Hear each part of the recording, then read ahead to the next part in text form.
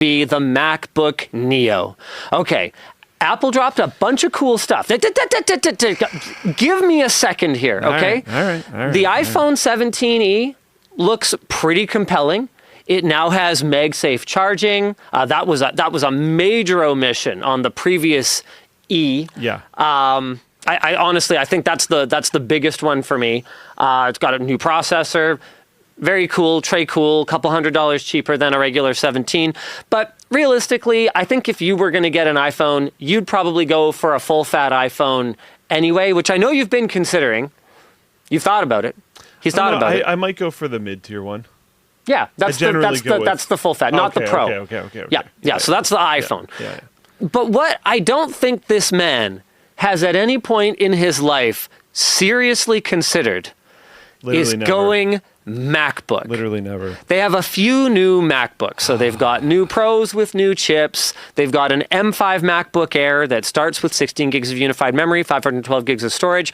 Honestly, the new Pros and Airs, in the context of the current NAND and DRAM shortage, are actually looking like a better value than before, in spite of the fact that there have been some pricing adjustments upward for the starting at that in some cases are only upward because the starting at has more base storage now, for instance. Yeah. So Apple managed to do this without making major changes to pricing.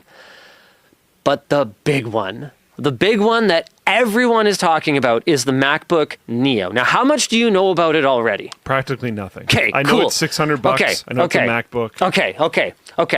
So it's a mobile chip, right? It's a mobile chip. So it uses the A18 Pro chip. So this is not like Apple M series silicon. Yeah. But realistically, it's going to perform pretty darn well. It's got 2 cores that are going to be able to turbo quite aggressively. And then it's got, I believe it's 6 total. So I think it has another 4 cores total. Guys, let me know in the chat if I've got the core count wrong. The point is, this thing is powerful enough that on a very recent iPhone, it was delivering pretty great experiences and everything from obviously, doom scrolling on TikTok, but, all the way to doing video editing because that's what people are doing on iPhones these days. Yeah. So it's a 6-core CPU, 5-core GPU with a 16-core neural engine. Thank you very much, Chronified over in chat. All right. It only has 8 gigs of memory. Hold on. I need your full and undivided attention because this is important. Only 8 gigs of memory. Non-upgradable as well. It is not only non-user upgradable, but it is non-upgradable from the factory. Oh. And a big part of the reason for that is because of the way the A18 Pro is manufactured with the DRAM right on top. This package she's packaged, and they weren't going to do a new package design for this MacBook Neo. This is a first of its kind product. I mean, when's the last time we saw a MacBook for under $1,000? People who have been following Apple for longer than me might know. MacBook back when they did plastic MacBooks, was that a thing? I'm not aware of anything. Someone says the 12-inch one, I think. Okay. It only has 2 USB-C ports and a 3.5mm jack. That's not the end of the world. Only one of them is USB 3 with display capabilities. But still not really the end of the world. A lot of people are just carrying dongles these days. I carry a dongle. The first MacBook that didn't have a Type A port on it was 10.5 years ago. It was the dongle machine. It was a long time ago. There's no backlit keyboard. And the base model... My current laptop doesn't have a backlit keyboard, and it's way more expensive. The base model has no Touch ID. Not this one. This one does. That's a $100 upcharge for Touch ID. Okay. But hear me out. Let me make my pitch. It has a 500 nit peak brightness display.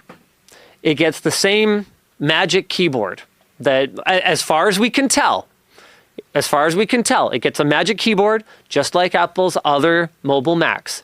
It doesn't have a gigantic trackpad, but it has a very decent sized trackpad.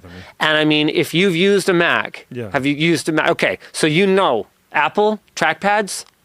They're good. They're outstanding. It's Not got concerned about the trackpad. 1080p webcam. Okay, so it's got like a actually freaking decent webcam, and you know that the image quality is going to be good because the A18 Pro, well, that's the same chip that's going to drive an iPhone camera. Man, people keep posting like no haptic trackpad, no backlit keyboard. I'm like, yeah, guys, this is a $600 laptop. I'm not expecting any of that stuff. $600 laptop, aluminum chassis. Wow. See? I assumed that it would be unapologetically plastic. I assumed it would have been plastic. The second I saw it, I was like, they've got to cheap. But that's what Apple is so good about, is the surfaces that you interact with. So you've got a decent display. You've got a decent webcam, keyboard, trackpad. They still manage to have dual speakers with their spatial audio because it's all processing. Apple's a software company at the end of the day. And they make some pretty incredible hardware these days, but software is where they specialize. It's where they come from. So with all of that in mind, here's my pitch. Because I don't think you would go macOS. Oh. But I didn't say that I was going to sell you a MacBook Neo for you. He's realizing. Okay. No, I thought you were going in a different direction. The next time I know that you have some family members that are way overdue for a laptop. Unironically, I've been thinking about literally this laptop for that person. Yeah. I know that, in the future, there could be, family members that are younger in your family. Like you've got some, I don't know how much you talk about your family tree, but I know there are. Just niece, nephew. Sure. No other details. There are younger people. Yep. If you were looking for a machine for someone like that, for one of those people. It could really fit. Yeah. I think this is the one. Yep. It comes the Neo, you might say. It has some fun colors. I think the yellow is actually like pretty cool. I feel the yellow might be the one to get, actually. It's pretty sweet. And it's Apple. So you know that this thing is going to get software support. It's probably going to last for freaking ever. For a reasonable amount of time. The battery's probably going to be quite good. Oh, dude. The battery is only, I think, 36 watt hours or something like that. Because it runs a mobile chip. It's still going to last for freaking ever. It's still got really solid sort of longevity ratings. But because the capacity is so small, it just charges like you can have just like a portable battery bank and just top it right up. You could operate this thing away from the wall for so flipping long. Yeah, dude, I've seen. For me, just the Mac OS experience, iOS in general, all this, it just feels, my brain doesn't like it. I don't have a better explanation than that. But I get it. There are other people's, like my mom, I've told this story a bunch of times. She was on an Android phone for years and struggled for years. She got an iPhone and within 24 hours, was way better with the iPhone than she ever was with the Android phone. And she'd never used Apple devices before that. That wasn't like a familiarity thing.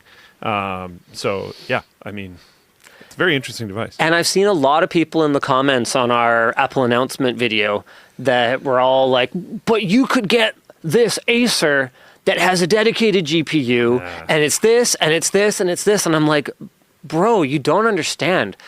That Acer is going to have support dropped for it in no amount of time. It's probably running hot. Windows 12 is shaping up to be an AI-first operating system. So in terms of software updates, you can make a pretty strong argument that Apple has fudged some stuff when it comes to Mac OS. But when the bar is at the bottom of the Marianas Trench at this point. You want a potentially surprising take? Sure. I think at this point, I would rather go with this laptop with the OS that it ships with than a Windows 12 laptop. And even though we haven't seen Windows 12 yet, we haven't seen anything to indicate it would be anything good. And the thing is, with the same argument that I gave for I'm going to run Arch on my laptop, I bet you I could run macOS just fine. Oh, I'm yeah. just going to live in a browser. On a laptop, yeah. Who cares if the login to the laptop screen looks different? It's just going to be browsers. It's the exact same argument. So honestly, on a laptop that I'm predominantly using for work, it would probably just be fine. And there's things that Apple does really, really well. One of them is I wouldn't expect to have any stupid Wi-Fi connectivity issues on my MacBook Neo. Whereas I was using, until very recently, I was dailying an HP EliteBook with... I was going to say cheap laptops. That's not a cheap laptop. What's its nuts? The Strix Halo with AMD's like top of the line mobile chipset. Dude, I had so many Wi-Fi issues with that thing. So half the time I rebooted it, it was because it sleep bugged and would just like refuse to wake up. And the other half the time I rebooted it would be because I couldn't connect to Wi-Fi and transfer any data. It's like MediaTek chip or something? Yeah, because of AMD's partnership with them. Now, I could have cracked it open. I didn't actually see if there was a replaceable card, but at that kind of a price, it's like a $4,000 machine. I should not have to do that. No. Period. And these days, how often are they removable? On thin and lights, it's becoming less common, which is really frustrating. Yeah. So that's my pitch. I think in the next several years, there is a solid like 50% chance that you will buy a MacBook Neo. Yeah, honestly, probably. And like something that I find really interesting is like I'm on their store right now. I don't know if Dan wants to share it or not, but I'm on their store right now and I'm looking at the lineup side by side of their like previously cheap laptop, the MacBook Air. Cheap, I'm putting in quotes because it's Apple. And their newly cheap MacBook, the Neo. And that jump, like... And there's things about the Air that are a lot more compelling. The M5 chip is wicked. And you can configure the Air with way more storage, way more RAM. You get Thunderbolt. Like, there's stuff. There's value in the Air. It's a serious deal machine at that point. Yeah. And for a lot of people, they just really need a browser. Okay, you didn't watch our video, right? Nope. Yeah, okay. So one of the things that I said in the video was you can look at the MacBook Neo and you can go, well, it's manufactured e-waste. It's got 8 gigs of RAM in 2026. But hear me out.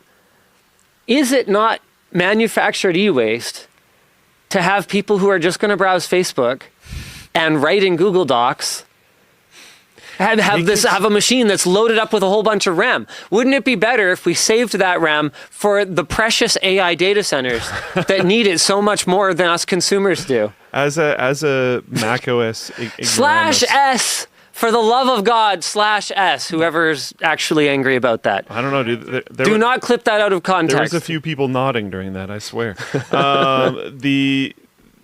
How far does 8 gigs run you with Mac OS? A little better.